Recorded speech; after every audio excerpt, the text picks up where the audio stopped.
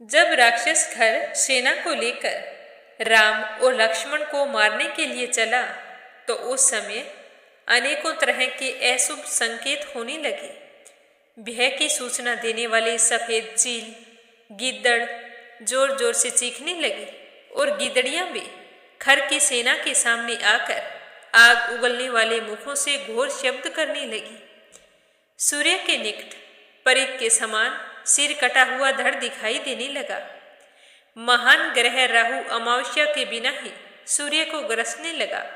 हवा तेज गति से चलने लगी और सूर्य देव की आभा फीकी पड़ चुकी थी और बिना रात हुए जुगनू के समान चमकने वाले तारे आकाश में उदित हो गए। सरोवर के अंदर मछली और जल पक्षी विलीन हो गए। उनमें जो कमल के फूल थे वो भी सूख चुके थे और उसी समय वन के वृक्षों में फूल और जो फल लगे थे वो बिना हवा के ही झड़कर नीचे गिर गए और बिना हवा के ही बादलों के समान दूसरे रंग की धूल उड़कर आकाश में छा गई। वहां वन की सारिकाएं चें चें करने लगी। भारी आवाज के साथ भयानक उल्काएं आकाश से पृथ्वी पर गिरने लगी। धरती डोलने लगी जिससे पर्वत और वन भी हिल रहे थे। बुद्धिमान खर रथ पर बैठकर भयानक गर्जना कर रहा था। उसी समय उसकी बाईं भुजा कांप उठी और उसका स्वर अवरुद्ध हो गया और सब ओर देखते ही देखते उसकी आंखों में आंसू आने लगे। उसके सर में दर्द होने लगा। फिर भी मोहवश वह युद्ध से निवृत्त नहीं हुआ। अपना फैसला ना बदलकर इतने बड़े बड़े उत्पातों को देखकर भी खर राक्षस जोर जोर से हंसने लगा और राक्षसों से कहने लगा कि हे राक्षसों, देखो, भयानक दिखाई देने वाले बड़े बड़े उत्पात प्रकट हो रहे हैं, लेकिन मैं इन सब की कोई परवाह नहीं करता हूँ क्योंकि मैं बहुत बलवान हूँ। मुझे अपने पराक्रम पर पूरा भरोसा है। ठीक उसी तरह जैसे बलवान वीर दुर्बल दुश्मनों को कुछ नहीं समझता है, मैं अपने तीखे बाणों द्वारा आकाश से तारों को भी गिरा सकता हूँ। तो राम और लक्ष्मण तो चीज ही क्या है, मैं बिना सेना के भी उनका वध कर सकता हूँ। अगर मुझे क्रोध आ जाता है तो मैं मृत्यु को भी मार सकता हूँ, मौत के मुख में धकेल सकता हूँ। आज बल का घमंड रखने वाले राम और उसके भाई लक्ष्मण को तीखे बाणों से मारूंगा। ये मेरा निश्चय है और मैं अपने निश्चय से पीछे नहीं लौट सकता।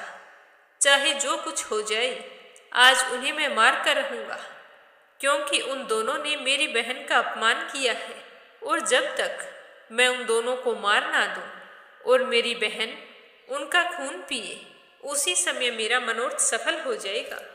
आज मेरे इस निश्चय को कोई नहीं बदल सकता। आज तक जितने भी युद्ध हुए हैं उनमें से किसी में भी पहले मेरी कभी पराजय नहीं हुई।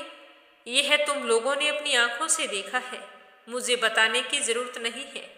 फिर भी मैं आपको बता देता हूँ, मैं आज तक कभी नहीं हारूंगा और ना ही आज मेरी हार होगी। मैं झूठ नहीं बोल रहा हूँ। मैं मतवाले ऐरावत पर चलने वाले वज्रधारी देवराज इंद्र को भी रणभूमि में मात दे सकता हूँ। फिर उन दो मनुष्यों की तो बात ही क्या है। खर की यह गर्जना सुनकर राक्षसों की वह विशाल सेना जो मौत के पास से बंधी हुई थी वो हर्ष से भर गई। उनकी चिंता और शोक दूर हो गए। उस समय वे उन अशुभ संकेतों को भूल चुके थे और उनका युद्ध देखने की इच्छा से बहुत से पुण्य कर्म महात्मा, ऋषि, देवता, गंधर्व, सिद्ध और चारण वहां पर इकट्ठे हो गए।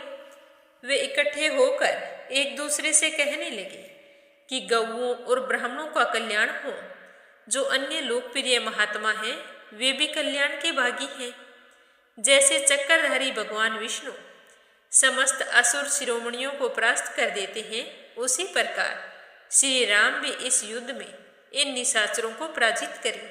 इसी तरह की बातें करते हुए शुभ समाचार देखने के लिए महर्षि और देवता कौतूहलवश विमान पर बैठकर उसी जगह पर चले गए जहां आज राक्षसों का अंत होना था। खर राक्षस के द्वारा बड़े वेग से चलकर सारी सेना आगे निकल गई।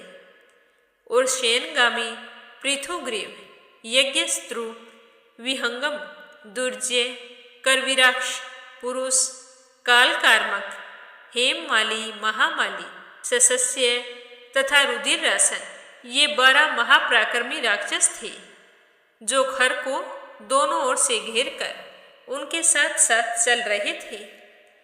महाकपाल, स्थूलाक्ष, परमाथ और त्रिशिरा, ये 4 राक्षस वीर सेना के आगे थे और सेनापति दूषण के पीछे चल रहे थे।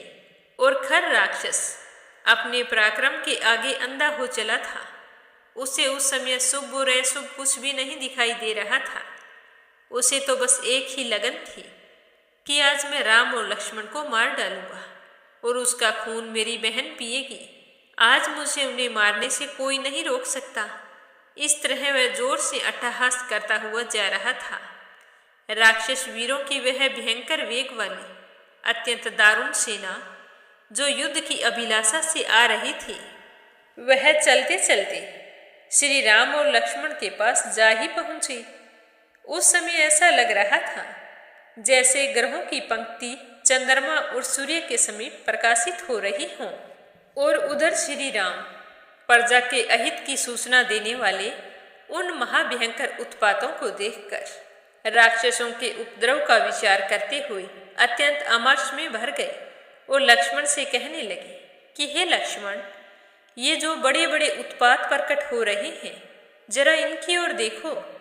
समस्त भूतों के संहार की सूचना देने वाले ये महान उत्पात इस समय इन सारी राक्षसों का संहार करने के लिए उत्पन्न हुए हैं।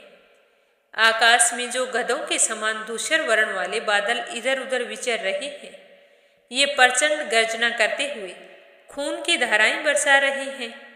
हे लक्ष्मण, मेरे बाणों को देखो, वो किस तरह आनंदित हो रहे हैं। जिनके अगर भाग में सोना मंडा हुआ है, वे मेरे धनुष की प्रत्यंचा से जुड़ जाने के लिए चेष्टाशील दिखाई पड़ रहे हैं। यहाँ पर जैसे जैसे वनचारी पक्षी बोल रहे हैं, उनसे हमारे लिए भविष्य में अभय और राक्षसों के लिए प्राण संकट की प्राप्ति सूचित हो रही है। हे लक्ष्मण, अब तो बहुत ही जल्द हमारी विजय और हमारे दुश्मन की पराजय होगी, क्योंकि तुम्हारा मुख भी कांतिमान और प्रसन्न दिखाई दे रहा है। हे लक्ष्मण, युद्ध के लिए उद्यत होने पर जिसका मुख उदास हो जाता है, प्रभाहीन हो जाता है, उसकी आयु नष्ट हो जाती है। इससे आगे अपने सुनेंगे कल के सर्ग में। बोलो सियावर रामचंद्र भगवान की जय हो।